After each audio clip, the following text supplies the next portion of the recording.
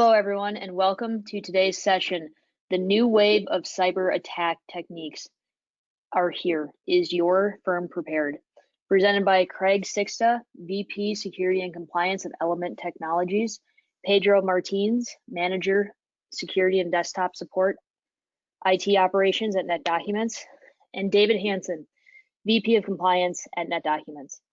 Before we get started, I have a few housekeeping items. This session is being recorded and you are all on mute. We will send this presentation out after the session so that you can have it and share with others. Please submit any questions through the question box if you have any, and we'll answer them at the end of the session in a Q&A piece that we have. Also, if you have any further questions that you might have after the session's over or that we miss, please feel free to email us at info@netdocuments.com. We'll be happy to follow up. And now for the main event. David, take it away. Great, Bridget, thank you so much. Well, very excited today to have with me two colleagues who are experts in cybersecurity.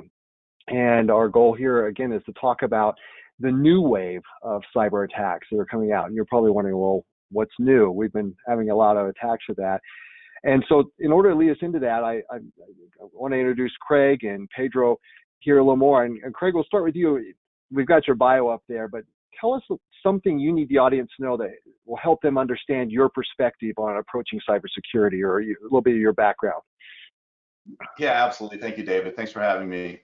So the one thing that I really want to share from my perspective is that day in and day out, the team at Element, the security team, works on actual attacks. And it's very easy nowadays to get onto the news, to see the threat feeds, to see the Forbes articles about, critical Microsoft patch, everyone's in danger, or this or this.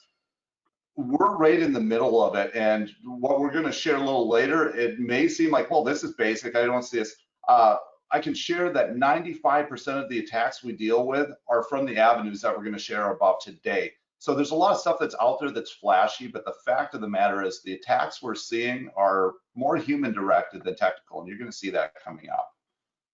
That's great, Craig. Thank you. So we're looking at somebody who's down in the trenches fighting day in and day out. And Pedro, same question to you. What would you like the audience to be focused on regarding your perspective as the manager of security at NetDocuments?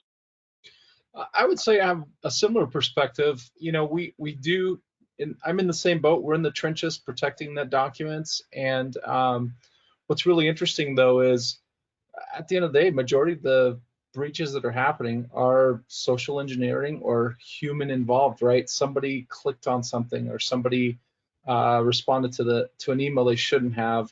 And so I found that one of the best things we could do to help companies and employees is to really just teach some of the basics around security. That will, in fact, one of my favorite things to do is just teach people to be safe in their own personal usage of the internet, right? If we could get users to be good about, how they manage passwords and, being watchful when they get emails with links in them, those are the kind of things that go a long ways, because if they have good practices at home, they'll have good practices at work as well. Great, and I know you do a great job of that because I've been the beneficiary of many of your lessons on security and that. And my role, the perspective I'm coming at is that, I work internally with Pedro and his teams at NetDocuments. I work with vendors and partners like Craig at Element to deploy security or have security audits done or to do that. And then certainly answering questions of customers. And so my perspective is trying to take the technical information that Craig and Pedro are going to be offering and ask those questions or to tie those things together. And so I hope to kind of play the everyman role here and bring that perspective of bringing everyone together with an understanding in that. So with that, let's dive into this exciting topic and find out what's going on. And Craig, I know that you pitched this as our starting point, that we need a change of perspective. And I'm curious why you think a change of perspective is needed. Give us some framework for that statement. So there's two reasons that I say this. Number one is, by and large, many of the listeners, the viewers on this webinar have a first world mentality. If I were to go to Pedro today, and I've never met Pedro in person, but if I were to go to him and say, hey, Pedro, I'm thinking of robbing a bank later today. I've got a really good plan. Are you in? I'm guessing Pedro's probably going to say no, and there's a few reasons he could say no. He may say no because he's got an ethical or a moral issue on it. He may say no because he's already got enough money. He doesn't need any money. There's some people out there that the only reason they say no is because they know they're going to get caught. They're going to be on camera. They're going to get shot. Something's going to happen. When we think from the cybercrime side of things, it's extremely, extremely low risk. But a couple of years ago, we were tracking a hacker that was doing something called a sextortion scam. I won't get into it, but with the Hennepin County Sheriff's Department cybercrime team, we were looking, and this hacker made $924,000 in a week, and it was all anonymous cryptocurrency. So now if I go to Pedro and say, Pedro, I've built an even better scam. We could probably net $1 million in a few weeks on this, and I guarantee you we will not get caught. Pedro's probably going to say no, but he's probably going to ask me how I came up with the scam because he's curious at this point. So that's the first part, is crime is really low risk. The other, and this really ties to COVID, is we've seen this explosion of people going from safe corporate environments where we built this great layered security to working out of their house on their home internet.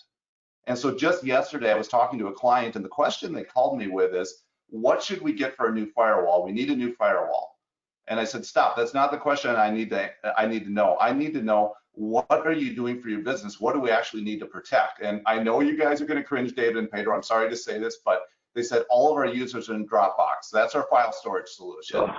And I went, okay. And I said, and how do you secure that? And they said, well, we've got about 15 users and we just share one account. It's the same username and password.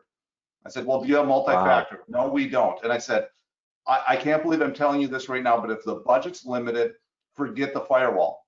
The firewall is not going to protect you from your end users working at home on Dropbox. And so we need this change of perspective of what are we trying to protect, because these castles we built, the people aren't in them anymore. Right. Well, that is a great story, Craig. And unfortunately, it is far more common than what we want to say. And Pedro, I know that you also have preached this idea of a change of perspective, a refocus on things. How do you approach this same commitment to change our perspective? Well, I think it goes back to us providing employees the right tools, right? You know, one of the things we've done in our office is we've deployed essentially tools that allow us to protect our employees while they're at home, because as it was mentioned, they're no longer in the safe space that is the corporate network, right? So our VPN services, you know, are on our employees' devices at all times and protecting the communications that are going out.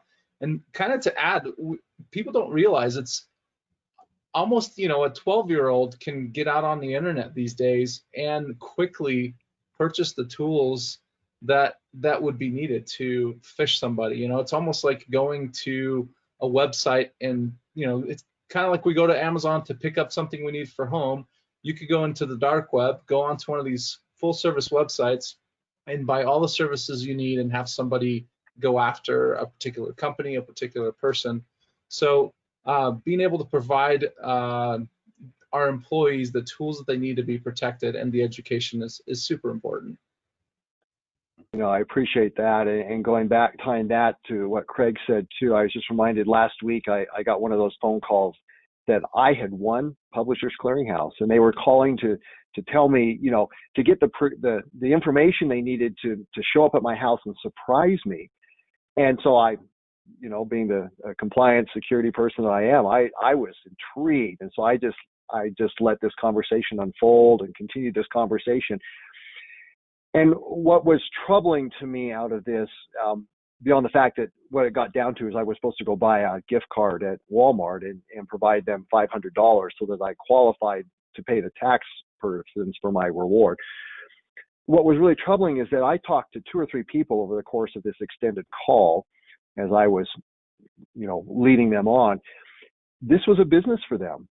And these people were very committed to deceiving me. These were intelligent, you know, people that had a developed storyline that they were walking through. all coming from another country. It was very obvious that they were outside the United States, although I guess I shouldn't assume that, but from accents and things like that.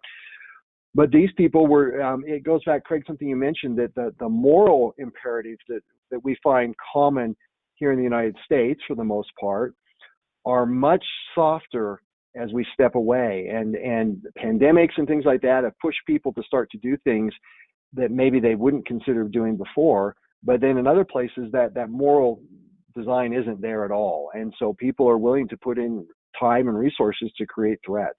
So this change of perspective, we have to realize that it's not just a few bad actors. There's bad actors. There's a lot of people out there trying to break into us and on that. Anything else you want to highlight on this before we move on, Craig? Yeah, there are a lot of bad actors, and I think something worth mentioning is that a lot of these bad actors are foreign. They're not in the United States, which means they're very difficult to catch. But it's also important to realize that for many of them, it's a job and it's a game. They don't view that there's a real person behind it. And so similar to your publisher clearinghouse, I had one myself that was through email interaction, and I wanted to see how far I could push it. And I actually made the statement, well, I've got, my wife's dying of cancer right now. I don't have a lot of money. Can I give you 200 instead of 500? I was trying to see if I could get them to the point where they would just stop pressing, and they never did stop pressing. And so it's a game. Regardless of your circumstances, don't think that they're out there and they're going to feel bad about what they do to you. It's just a way of them making money. On a humorous note, at the end of that one with my wife having cancer, I actually sent them I said, well, I got the Walgreens card and here's the receipt, and I sent them it. And as you all know, you don't click on email links from people you don't know. So they may have been a victim of a phishing attack, which was quite fun. I have a video of that one. That's great. Well, so let's transition to our next slide. And Pedro, I'd like you to kind of focus on this, and that is that this threat is real. I mean, we read about it in the news line, we see headlines all the time and people talk about it, but sometimes we feel divorced from those headlines and say, well, it's not me. And they just go after the big multi-billion-dollar firms or that. Is it real, Pedro? Is the threat really out there for small companies? For sure. I mean, I know we've at NetDocuments have experienced some events. We haven't necessarily been breached ourselves, but we've seen whether it's a customer who's reaching out to us saying, hey, something's wrong, and we've provided help to them, or even in working with colleagues here in the Salt Lake area, I've had plenty of talks with guys that have come to me and said, man, we just got hit last week and here's our experience. And I think what's interesting about security is it becomes important when something happens. And prior to that, sometimes it's not so much. And we need to have that attitude change that we should put some effort here, because it's not a matter of if, it's a matter of when, right? Because there's stuff happening all the time. When the attacks will come. Exactly. And there's thousands and thousands of attackers out there who are constantly crawling the web. And if your company happens to be the company that got crawled and there's some evidence there of potential vulnerabilities, they're going to come after you and you're going to be the next fish, right? So it's important to be more proactive than to wait for something to happen. Absolutely. Craig, how would you add to that, this threat being real out there? Yeah, absolutely. One thing to remember with cybercrime, especially with cryptocurrency now and the fact they can make money off it, is it's a crime of opportunity for the most part. And for example, we worked with an international firm, not a law firm, engineering firm last year that suffered a ransomware attack, 350 servers encrypted. But here's the interesting part. Before that attack was we traced the source down to a phishing email on an individual's PayPal account. So this wasn't a firm being targeted. It was an individual that fell for a phishing attack that used the same credentials on their corporate network. And I simply can't imagine the hacker's response when he logs into these credentials and goes, oh my goodness, I'm looking at 500 servers and 1,500 users across the globe. It's a crime of opportunity. They find a weak spot, they go in and they see what they can exploit. There are targeted attacks as well against bigger institutions, but for small businesses, it's easy money. They hit it, they see if they can get it, and then they move on. Well, and I think to add, go ahead, Pedro. Yeah, please go ahead. Especially right now with so many employees working from home, there's so many opportunities for something to happen, right? Whether it's they allowed their child to go play a video game online on their work computer, and that website's been compromised, to my baby's crying, so I'm going to go to Starbucks so I have an internet connection and somewhere that's somewhat quiet. And that network there has been compromised because it's just a guest network, right? There's no protection to it. There's so many opportunities right now that can get your employees into trouble just because of very, simple things that are somewhat, in their view, harmless. And I appreciate that. And so, we've shown that there's a new wave of these cyber threats. We've shown that the threat is very real. The numbers on the screens, of course, talk about just the total aggregate costs that are spiraling upwards on the impact from these attacks. Let's transition here and talk a little bit now about things that we can do to mitigate or to address this growing real threat. And the first thing that you talked about, Craig, we talked about this deck, is saying that we have to stop shaming the victims of cybercrime. I thought that was an interesting place to start. Why do you think that's an important thing to consider as part of our response? It's so important because so many places that you go nowadays and you start reading about cybersecurity, it's an industry, it's a source of income for companies. And well, that's true. I want to make money as an individual and as a company. We need to remember that it's still a crime. I would be the happiest person in the world to hear that cybercrime had effectively stopped. Now, we're not going to get there, but I think all too often we forget that there is an actual crime. There is a victim and there's a perpetrator. So in the case, once again, if Pedro goes to a basketball game, which unfortunately we can't go to anymore, but on the way back, he goes to his car and he gets mugged on the way back to his car. If he comes into the office next day and says, hey, I was mugged last night, nobody's going to go up to him and say, I can't believe you were so stupid to park under that parking ramp. You had it coming. But in a way, we do that to victims of cybercrime. I can't believe you clicked on that link. It was obvious. I can't believe you did this. And what happens is when we shame victims of cybercrime, they keep their mouths shut. And when they keep their mouths shut, it gets too late to recover the wire fraud that happened. It's too late to catch the ransomware before it populates the network. It's too late to catch the hacker that got in and is sitting there for 150 days on the network just reading all the corporate information. That's a great point. And I really was struck that this is something I think that we can do a lot better at, in letting people know that it's all right to report if they suspect they've been compromised or they've done something wrong, or that we're not going to punish them. Rather, the best thing they can do, the heroic thing to do, is come forward and say, I think I did something here, or I think somebody's breached something, so that we can begin to act, because time is absolutely of the essence as we do that. Well, I want to move then to something we've all agreed was a foundational element here. And Pedro, I'd like you to talk a little bit about this as our starting this conversation. That's passwords. We love passwords. Passwords are the solution for everything, aren't they? Pedro, talk to us a little bit about the problem with passwords. Well, you can find them under people's keyboards on a sticky note. Or behind a monitor or something to that respect. Obviously, that's the sticky notes there. There you go. I think so. We learned this lesson at NetDocuments.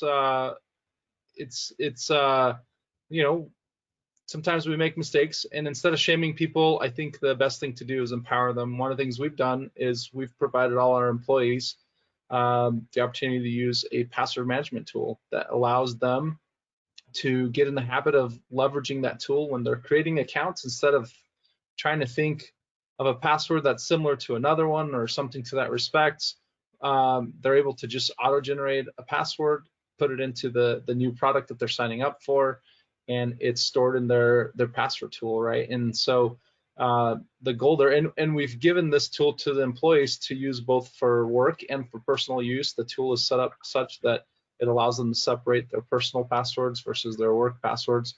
And the nice thing about that is we're empowering them to have security in all aspects of their life, their work life and their personal life. But it's such an important thing because one of the easiest things to do for a hacker is to go out and buy a library of pawned passwords and credentials and usernames. And then all they have to do is script that and start pointing it at something. And eventually you get lucky. It's kind of like Yeah. Kind of like gambling. You just keep pulling the lever, but you just have a computer that's really cheap to do that with, and eventually it gets lucky, and it's very effective. Mhm. A couple of things I want to highlight, then Craig, I want you to build on that. But what Pedro mentioned is one, as human beings, we tend to kind of sink to a low common denominator, and so we tend to, use what's easy and simple. So we repeat passwords unless we've been encouraged and trained not to, and unfortunately that creates a real vulnerability. There are tools that companies can provide, such as password management tools that can build secure tools and help users manage those in a secure way. Training is so critical there. Craig, what are you going to add to what Pedro started here in this conversation about passwords? Yeah, well, actually, what I'd like to add is a live demo, and I think this should be interesting. It is live, so I'll warn you, things sometimes go wrong. But coming back to my story at the beginning about the user, the company that had all the Dropbox users, which may seem like a worst case scenario, but I can tell you in the last 6 months, I've had an owner of a company tell me they want the domain admin password on their network changed to password because it was too hard to remember the complicated one we have. Oh. People just don't take passwords seriously. So one of the things I always like to do is pull back the veil a bit and show people what it looks like from the hacker's perspective when they execute one of these attacks. Because kind of like I mentioned with a mugging, if I say the word mugging, everybody knows what a mugging is. They've got this visceral response, they can picture it. But when I talk about a phishing attack, maybe they got some nebulous idea, they just know it's a bad link in an email. But if you see what it actually happens on the back end, it can really have an impact. So at this point, I'm going to pull this over here. Pedro, are you able to see my terminal session? Yep, you got it up. Wonderful. So I'm going to jump into my VM here and hopefully remember my own password, which is good. There we go. This is a lockdown system, so those of you that see that link there, you can't get to it yourself. At least I hope you can. You're just testing us, Craig. Somebody's taking a picture of this. They're going to test you on that. Challenge accepted. Okay, so what I just did, I logged into a Linux system, into a tool called the Social Engineering Toolkit. This is free on the internet. This may look complicated, but I guarantee you can find a YouTube video that's 3 minutes long that will walk you through how to do something exactly like this. And so what I'm going to do is, you see there's a whole bunch of different things here, but I'm going to just do what's called a social engineering attack. We're going to try to trick a human being. Okay, we're going to fake a website. And if you see the third one down there, credential harvester, we're going to steal somebody's username and password. And we're going to clone a site. Easy enough. Okay. So what I've done there, and I'm doing this all real time. Let me grab this. And I need a new incognito window. So what I'm going to do is I'm actually going to fake Twitter. I'm going to go to twitter.com. Hopefully not be logged in there. There we go. I'm going to click on the login page. I'm going to copy that. Now, you may ask, why am I trying to go after Twitter? The reason is if I'm trying to trick David into giving me his bank account information, if he gets an email from Wells Fargo saying that your bank account password's broken, please reset it, he's going to be on high alert. If I send him something saying, hey, log into Twitter, he's probably not going to be nearly as concerned. And I will tell you that many, many people out there either use the same password or the same iteration for all of their sites. So I'm going to create Twitter. And yes, I understand what I'm doing. By the way, I'm doing this for testing purposes. If you ever do this for real, it's bad. So don't do that. Now what I'm going to do is let's talk about what the attack could look like. So now I just need to trick somebody into clicking on my fake Twitter link. And this could happen all sorts of different ways. It could be on a website that you think you're clicking on Twitter, you're not. It could be an email you get. And so I actually just crafted an email quick. I grabbed an old one here, if you can see that. Look at this. Now, think about this from a user perspective. The first thing they're always told is make sure you check to make sure the email address is real. Well, that's really twitter.com, so I must be completely safe. And Ryan Reynolds, who's ever not clicked on the Ryan Reynolds videos because they're all great. Now, what the person wouldn't know if I were to send this to them is I've taken all of the links down below and I changed them into malicious links. So if I highlight over this, you notice it's twitter-secure.com because twitter-secure is even more secure than Twitter, right? So I'm going to click on that, and it's actually opening on another window. Let me grab it over here and move it out.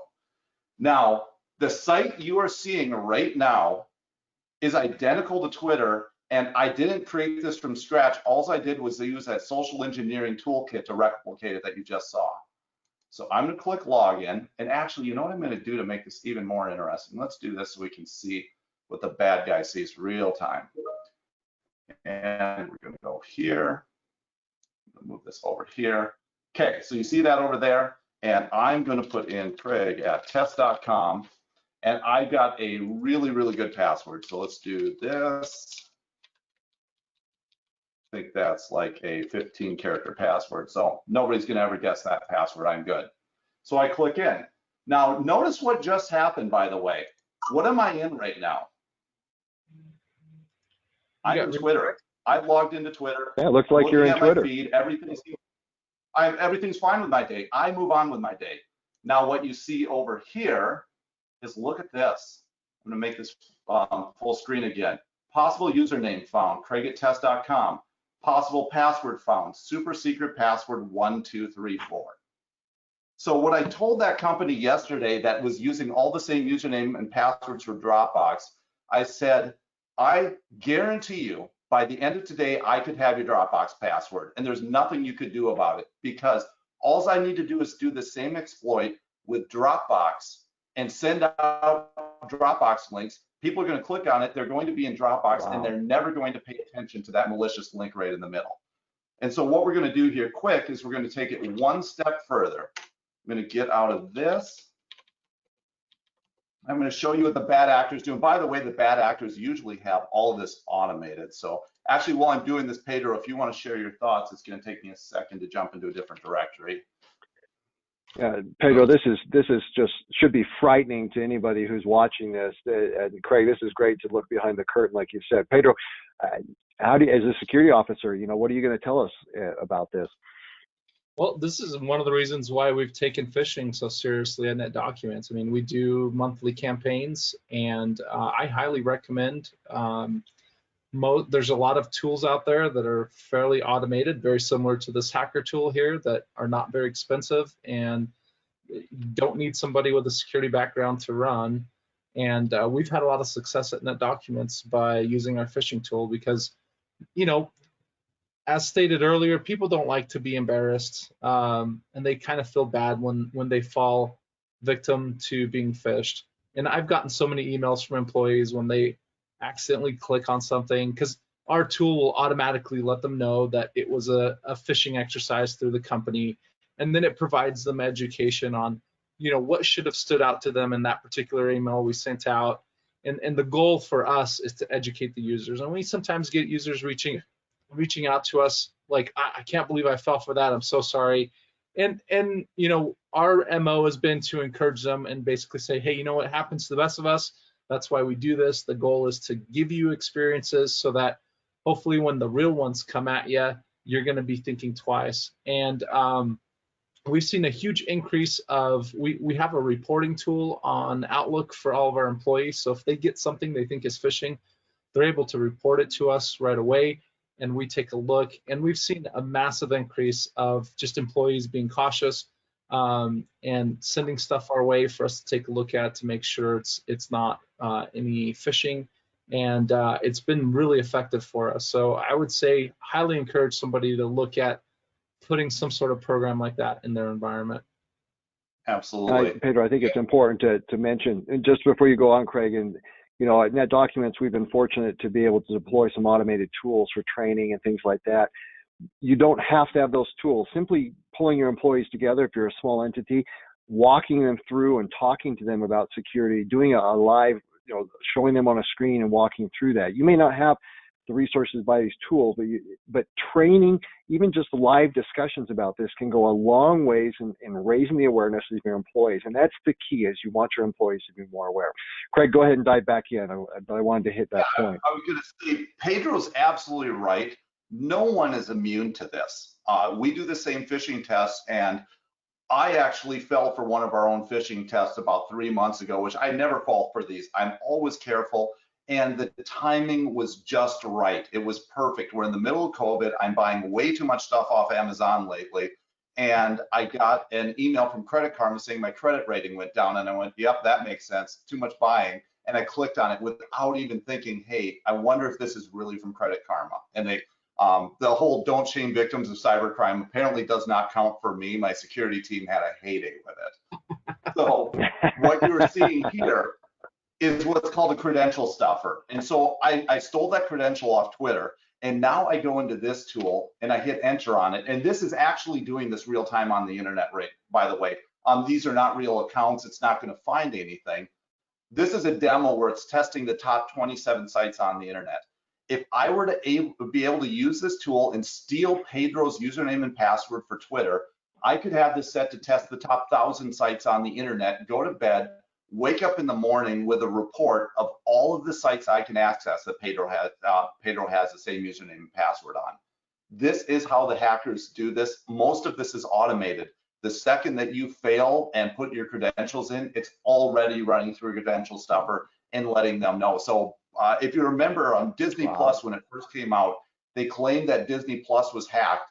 It wasn't. The hackers took a whole bunch of known bad passwords, hit Disney Plus, found all the ones that worked, and started selling them without ever compromising Disney Plus. Yeah. So, and that's an important point there too, is talking about the fact that our users, more often than not, are the weak link. You can build incredible physical security and have great technical tools, but you've got to get your users there. And so let's transition there and talk about the solution to passwords and that security there. And Craig, why don't you highlight some things, and Pedro then follow on with things you'd add here. Yeah, how are you gonna address this? Yeah, really quickly, we're going to talk about a concept called multi-factor authentication. Sometimes you hear it called two-factor authentication. This in the security community is pretty much a standard now. If a system is connected to the internet and you are trying to protect something, you should have this implemented. And I will tell you, Amazon, Facebook, NetDocs, you name it, all have this in place. And what it is it's a combination of 2 to 3 things. Something you know. So we've already talked about the password. Something you are. It could be your fingerprint. It could be your Face ID on your phone. It could be your voice. It could be a number of things that are unique to you, or something you have, such as a smart card. And so most of us, if we're in the corporate world nowadays, have multiple, I'm actually going to open mine up here quick, have multiple apps that have rolling codes right now. And so I'll show this to you quick. You guys have about 30 seconds to steal my information. But what these codes are is they change every 30 seconds. So go back to Twitter. If I had multi-factor authentication set up on Twitter, what would happen is I'd put my username and password in, and then it would ask for the rolling code off my phone, which is a unique code. It's not transmitted anywhere. In order to steal that code, you need my actual phone, and the code changes every 30 seconds. And so a great example is I've done security presentations in front of a few hundred people where I've shared my Gmail username and password and say, go to town. I have not changed that password in 4 to 5 years because I have multiple MFA set up on it, and I know that they can't get to it without getting to my device and having a key in this case. So Pedro, does MFA really work? It does. I will say there are some caveats there. It's not bulletproof, so there are ways to social engineer a two-factor system. But I would agree with Craig that it should be essentially the industry standard for any company who has a service that's internet facing, because now you've made the hacker's job that much harder. They really are going to have to specifically go after, essentially spearfish a particular person to overcome the two-factor configuration. So highly recommend it. It is gives you a lot of peace of mind. Just like Craig, I'm the same way. Anywhere I can throw 2FA, I do it. There's several tools out there. I use a combination of physical token and apps on my phone that have rolling codes or just tokenized. It's a cheap way to really protect yourself.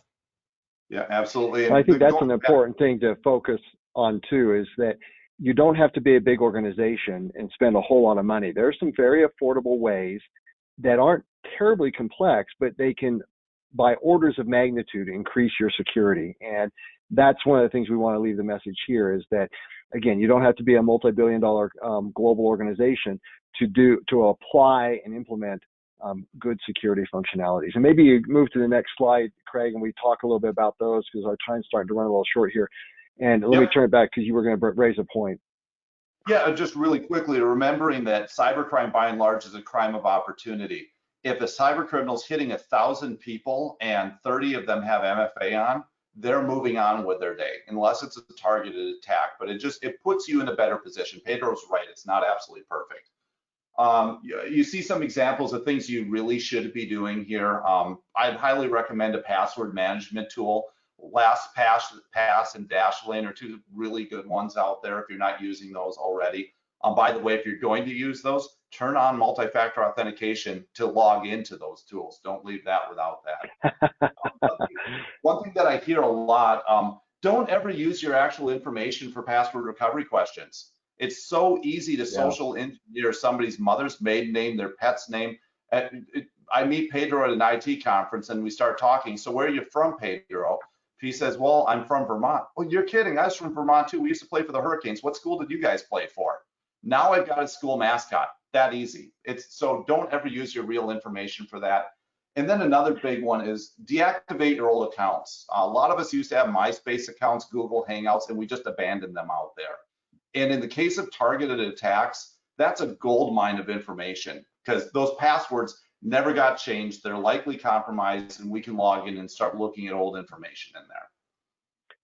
Craig, I want to go back to something you did now. I'll go to Pedro, but you said don't use your real information. I want to take that to the next step because this was something that was so obvious to me once I understood it. But we are so programmed that when people ask a question, we give an answer and we try to give the right answer. So when somebody asked me what was the first car you owned, it was that ugly, brutal Audi 100 that I should have never bought, but I did, and it was a money pit. But that's the answer, and I put it in there without even thinking. What we have to realize is that when this is a security quiz. So when you have that question comes up, whatever the question is, give an answer and record it in your Dashlane or something there so that or you just mentally, you give something that's completely non sequitur. So they ask, what's your first car?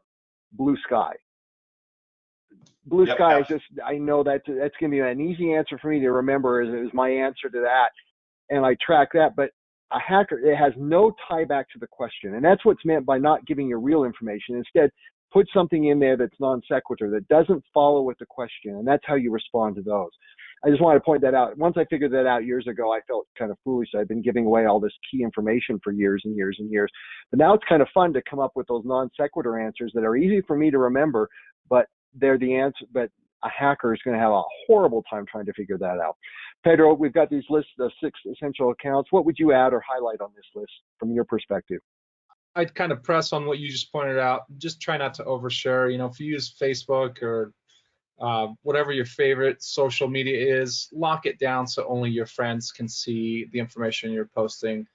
So it's that much harder for somebody to try and social engineer you because, these guys and gals that are out there coming after your information, this is what they do every day, and they're sharing information with one another and techniques, and the more information you have out there about yourself, the easier it is to become that victim, right? So just be careful what you put out there about yourself and what you share. Otherwise, what's pointed out here are all very important things as far as a password hygiene and ways that you could protect yourself. Yeah. These are great points, and it's interesting, especially here in the time of the pandemic. A lot of us are spending more time on social media. We're connecting through Facebook, we're following each other and doing business through LinkedIn. And yet those platforms, if we're not careful, actually become feeding pools for these bad actors who are looking for ways to get information about us. So we have to balance our desire to connect and be connected with individuals, but to not compromise ourselves by sharing too much information.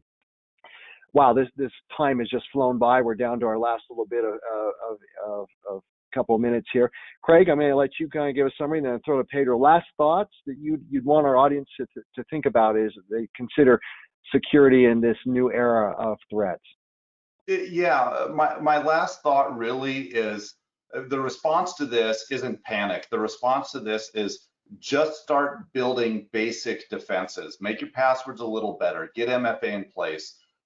There's 1,000 tools that are all very, very good to get in place. And sometimes people get overwhelmed and say it's just too hard. Just start with the basics and make yourself more difficult than the company next door, and you're going to be in much better shape. That's great. Pedro, before I throw it to you, if anyone has any questions, please type them into your window there. We will take a minute or two to respond to some questions if you have any questions about the things we've been talking about. And Pedro, what are kind of the high points you'd like people to take away as we wrap things up here? I would just say the elephant. Security usually feels like trying to consume an elephant, and just pick something. Take it one bite at a time. You know, if you're like, oh man, we're not doing any of these things, then pick one of the items we talked about today and say, in the next month, I'm going to help my team be able to implement this. We're going to get this one thing going. And then the next month, pick another thing and just kind of work through it. Instead of feeling overwhelmed, just one bite at a time. And it's amazing how much progress you can make in the little while and really help secure yourself. And I think I want to build on that point, Pedro, by reminding our viewers that you don't have to be part of a multi-billion-dollar global corporation to deploy excellent security. There are things that you can do that are very low cost or no cost. It take a little effort in that, but such as training your employees, making them aware of the issue, looking for inexpensive tools to help with password complexity. There's a number of things that can be done, and I love what you said, Pedro. Don't try to eat the elephant all at once, but pick one thing, focus on that. You become understanding what the issue is and how to deploy it, and then work with your company to do that. Set your agenda and move forward, and within just a matter of a few months, you can move from where you are to being in a much more secure position as a company and protecting your users in that. Craig, other final wrap-up thoughts or ideas as we're looking to see if anyone has any questions here? I don't believe so. Really appreciate the time. This was a great discussion. No, I appreciate that too. Pedro, any other final observations? No, I think I've beaten the dead horse enough, or we all have, I guess. No, I think this was great. I enjoy these, open discourse discussions are always fun, and hopefully everyone's gotten something that they can go back to their teams with or their business and improve things. And just to highlight, we are in a new era. The threats have changed. We're now targets of opportunity. People are treating this like a business, and they're just looking for the low-hanging fruit, and they have multiple tools and resources that are easily available on the internet. So to Pedro's point, even a 12-year-old can go out and become a hacking expert just by getting tools that they picked up off the internet. People are unfortunately the weak link, but the great thing is people can learn and they can change, and we can help them. And certainly passwords and password security, as we've talked about here and focused on, are a key area where we can do a lot to help people be more secure. And there are things that you can do either by buying tools or by just through training and that. And some of these things are very inexpensive. Even small entities can go forward and do that. That we need to go forward with this, and we have that opportunity to train and help people with that. Looks like here's a question that did come in just as we're wrapping up. And somebody's asked, and tying this back to NetDocuments, how do we balance all of these security concerns and prioritize them in NetDocuments? And Pedro, how do you strike that balance? I'll let you pitch that first. How do you balance and prioritize in a company? And then Craig will ask you that same question. Yeah, I think one of the basic principles of security is to know what you have, and then understand where your gems are, where your valuables are, right? So do an inventory of your environment. Understand which data you have is critical and you cannot afford to have breached or lost. And then focus on those systems, right? For us at NetDocuments, we're bound to several compliance frameworks that we have to follow, and therefore that does kind of add priority to how we attack things. But one of the simplest things that you can do is conduct an inventory of all your systems, understand your environment, and then say, okay, these areas are where my gems are. These are the valuable things that I care about that I cannot lose, or I can't afford to have ransomware. And then focus on those areas, focus on protecting those areas and getting them bolstered up. I think that's one of the simplest ways to really kind of decide where to go. I'm sure Craig has some additional feedback on that, but I would say those two simple things will be huge for you. That's great, Pedro. Craig, what would you add to that?